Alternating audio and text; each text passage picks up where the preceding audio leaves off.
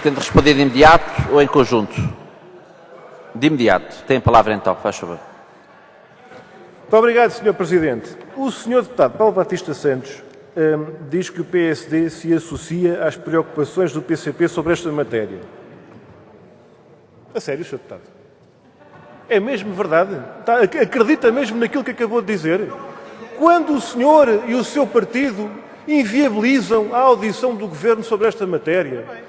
Quando o seu Governo, durante meses, durante quase um ano, ignora absolutamente e não diz uma palavra em resposta aos requerimentos, às perguntas ao Governo, às interpelações que o PCP faz na Assembleia da República, quando os senhores nada dizem e confrontados no plenário com esta situação, com o requerimento do PCP, o senhor agora vota contra tudo isto, inviabiliza essa discussão e vem aqui dizer que partilha as nossas preocupações.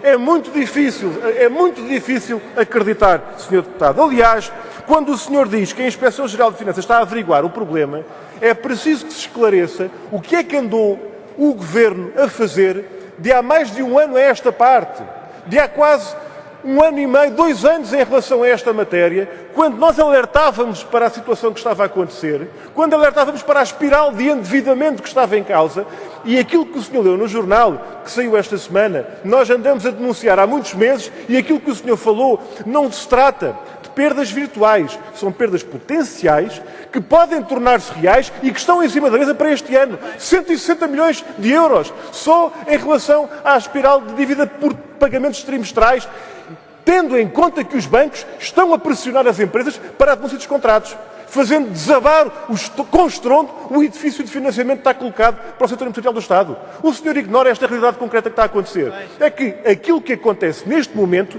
o que exige é uma intervenção muito firme do Estado português e do Governo, aliás, ao contrário do que tem vindo a acontecer, assumindo o problema como se fosse uma fatalidade inevitável. Isto é mesmo assim, o que é que se há de fazer? Aliás, acima de tudo, dizendo aos trabalhadores, não olhem para isto. Isto não tem nada a ver com os vossos cortes nos salários. Nós andamos a tirar os salários, os subsídios de férias e de Natal ao longo dos anos, a carregar nos impostos, a cortar nos direitos, a cortar nas oportunidades, para que 30, 40, 140 vezes aquilo que se gasta com os salários seja entregue aos bancos. E depois aqui está o resultado, Sr. Deputado. Um destes bancos envolvidos no processo, a Goldman Sachs, apresentou orgulhosamente e com Fausto os resultados deste ano com um lucro de cerca de 3 mil milhões de dólares. É para aí que está a ir o dinheiro, Sr. Deputado. Não digam aos trabalhadores e às populações que não há dinheiro. Há dinheiro com fartura. Está a ir para o grande capital financeiro e, nesse sentido, os senhores, os vossos partidos e este Governo e o vosso Governo estão a cumprir o papel. Mas não é esse o papel que a Constituição da República consagra para o poder político democrático. Por isso é que este Governo e esta maioria têm que se ir embora rapidamente. Por isso. Sr. Presidente, eu, para melhor responder às referências do Sr. Deputado João Almeida sobre demagogia e populismo, teria melhores condições se tivesse aqui comigo as transcrições dos debates no plenário com as intervenções que o CDS fez sobre as greves dos trabalhadores das empresas. Porque demagogia é aquilo que os senhores fazem quando dizem que o problema das empresas e os seus prejuízos resultam essencialmente das greves e das lutas dos trabalhadores. E quando os senhores comparam aquilo que os trabalhadores fazem, e é o CDS e o PSD e é o Governo que assumem esta posição de atribuir aos trabalhadores das empresas a culpa e a origem do problema económico que eles estão a atravessar, são estes partidos, é este Governo, são essas bancadas que assumem essa posição, quando nós sabemos que aquilo que uma empresa do setor entrega aos bancos num ano dava para pagar 10 anos de salários em juros e em perdas de swap. Aquilo que nós temos é exatamente a última das bancadas e o último dos partidos que podia falar em demagogia e populismo.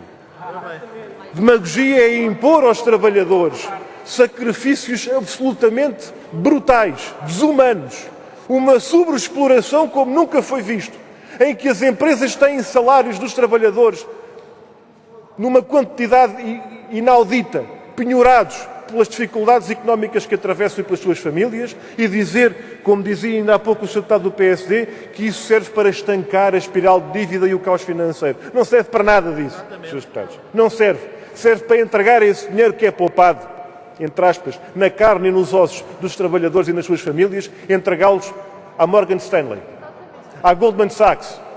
Como está a acontecer, é para aí que vai o dinheiro. É tão simples como isto, Sr. Deputado. E quando nos diz que as coisas aconteceram como tinham que acontecer, porque não havia alternativa e foi nessas condições que os empréstimos foram impostos, é preciso dizer que mesmo em relação ao que está agora em causa, não vou falar só daquilo que já dissemos sobre a recondução do Presidente da Carris, com 30% de aumento no salário, responsável por estes contratos lá na empresa. Estamos a falar até da própria atuação do Governo junto dos bancos e dos megabancos em relação ao que está a passar. Ou o Sr. Deputado ignora que a entidade supervisora e de regulação na Grã-Bretanha conseguiu que os bancos alterassem os contratos e compensassem as empresas pelos prejuízos que causaram com soluções, entre aspas, soluções financeiras deste tipo.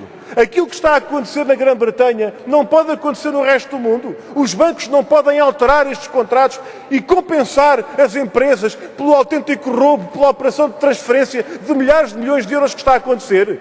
Os senhores são tão rápidos a penalizar os trabalhadores, a cortar-lhes nos salários, a cortar-lhes nos direitos e ficam a ver passar navios enquanto os milhões vão sendo escoados do erário público e do setor público para o setor financeiro internacional. E é por isso que nós dizemos, a política é feita de escolhas, senhores deputados. Não digam às pessoas que estão a defender o interesse nacional, estão a defender o interesse do capital financeiro e do poder económico ao prejuízo cada vez mais grave do interesse nacional e das populações. Disse. Muito obrigado, Sr. Presidente. Eu, antes de responder à Sra. Deputada Ana Drago, queria pedir um esclarecimento. Não temos nenhum pedido de esclarecimento à nossa intervenção por parte do PS, não? O Sr. Deputado sabe tão bem como eu que não. Eu anunciei os pedidos de podia ter esclarecimento. havido aqui algum mal-entendido. Não costuma acontecer, mas agradeço a informação, Sr. Presidente. Agradeço à Deputada Ana Drago a pergunta que foi feita.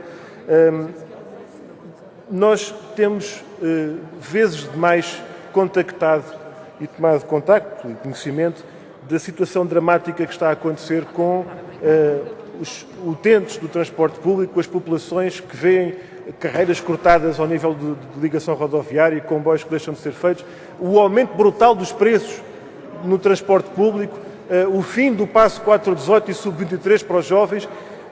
E depois somos confrontados com este dado que resulta dos elementos mais recentes oficiais da DGTF, do terceiro trimestre do ano passado, que nos levam a esta conclusão. Se o metropolitano de Lisboa funcionasse gratuitamente, teria deixado de receber 51 milhões de euros, que é o total das receitas operacionais registadas durante um ano. O que perdeu no mesmo período em derivados financeiros foi 238 milhões de euros. Ou seja, o metro de Lisboa, a andar de borla para as pessoas, não pagássemos bilhete durante 4 anos, perdia menos dinheiro do que o que perdeu um ano na especulação financeira destes contratos. É disto que estamos a falar. E, portanto, quando nos dizem que é preciso estancar a dívida financeira e o caos financeiro das empresas e, portanto, vai de cortar nos salários e vai de cortar nos direitos e vai de aumentar os preços e cortar nos passos, criando dificuldades cada vez mais graves às famílias, às populações, aos trabalhadores, enquanto vão entretendo o pagode, desculpem a expressão, com a conversa do barbeiro da Carris, que não existe há muitas décadas, com os privilégios dos trabalhadores do setor dos transportes, com a ladainha insultuosa que dedicam constantemente aos trabalhadores do setor. E é curioso a escolha, o casting de algumas bancadas para as perguntas hoje à tarde em relação a esta matéria. É preciso aqui dizer que estamos na proporção de 1 para 140 em relação ao que está em causa nas perdas das empresas. E quando nós verificamos que da parte da maioria solidária, portanto, com os administradores, que aliás reconduziram, que foram os que assinaram os contratos e que continuam em funções, reconduzidos e aumentados por este Governo, 30% de aumento para os gestores, neste caso concreto, aquilo que nós vemos é que há realmente, eu não diria um arco da governação, mas um arco da negociação. Porque é um arco da negociação com o grande capital financeiro, em que uns se garantem uns aos outros e todos nós servimos de garantia colateral nesses negócios que são feitos, e afinal de contas o que nós temos é um setor de transportes, de correios, das águas, é o serviço público, é o setor empresarial do Estado, que, como dizia o poeta Ari, empresas que são do Estado porque o seu dono é o povo, é o bolso de todo o povo que está a ser roubado em milhares de milhões de euros em negócios especulativos para alimentar as empresas que depois declaram lucros de 2,6 mil milhões de dólares, porque os sacrifícios são para todos, como toda a gente sabe. Muito obrigado.